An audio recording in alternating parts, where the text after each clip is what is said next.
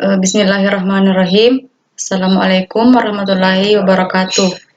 Perkenalkan, nama saya Anita, mahasiswi dari Universitas Negeri Makassar, Fakultas Ilmu Keolahragaan, dengan NIM 19310404037. Di sini saya akan membahas tentang materi administrasi gerakan pramuka untuk memenuhi tugas mata kuliah kepemudaan dan kepramukaan yang dibimbing langsung oleh Dr. Ahmad Adil, MPD.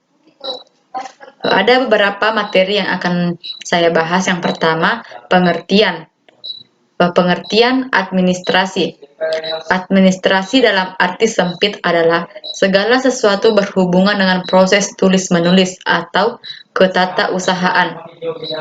Menurut KKBI, administrasi adalah usaha dan kegiatan yang meliputi penetapan tujuan serta penetapan cara-cara penyelenggaraan pembinaan organisasi.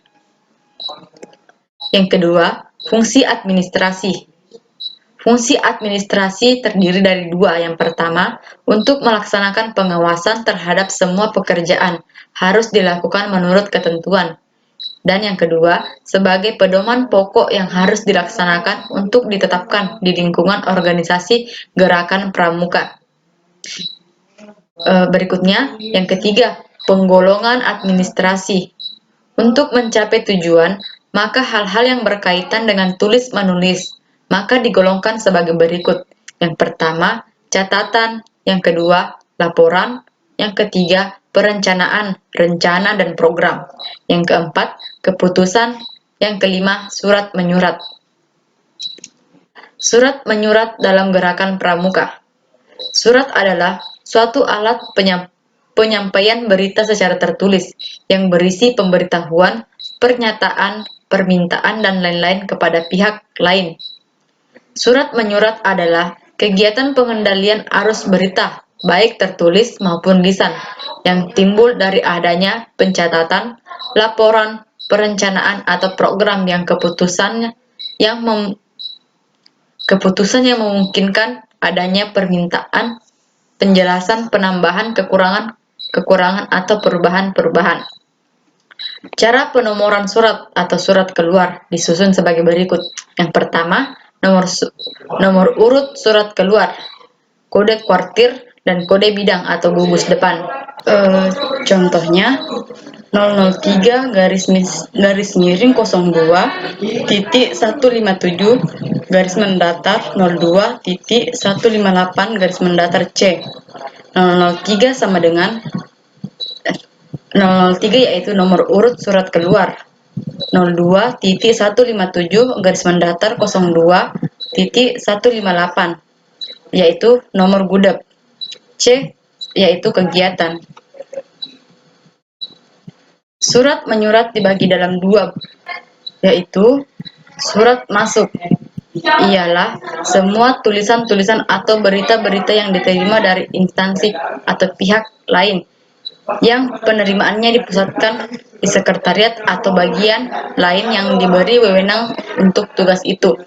Yang kedua, surat keluar ialah semua tulisan-tulisan yang dikirimkan kepada instansi atau pihak lain yang setiap konsep untuk diajukan kepada pimpinan disalurkan melalui kepada sekretariat atau sekretaris atau pejabat yang diberi wewenang meneliti. Yang kedua, perindukan siaga.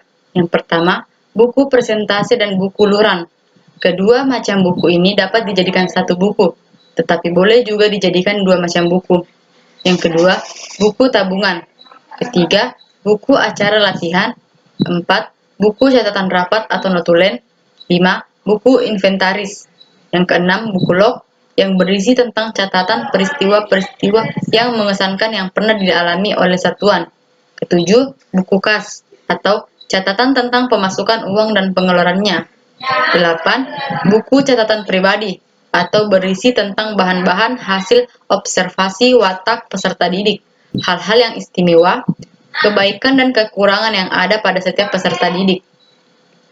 Yang ketiga, pasukan penggalang. Yang pertama, buku presentasi dan buku luran. Kedua macam buku ini dapat dijadikan satu buku, tetapi boleh juga dijadikan dua macam buku. Yang kedua, buku tabungan. Tiga, buku acara latihan. Empat, buku catatan rapat atau notulen. Lima, buku inventaris. Keenam, buku log yang berisi tentang catatan peristiwa-peristiwa yang mengesankan yang pernah dialami oleh satuan. 7. Buku kas, catatan tentang pemasukan uang dan pengeluarannya. 8. Buku catatan pribadi, berisi tentang bahan-bahan hasil observasi watak peserta didik, hal-hal yang istimewa, kebaikan dan kekurangan yang ada pada setiap peserta didik. 9. Buku upacara pelantikan, buku renungan, buku adat istiadat pasukan.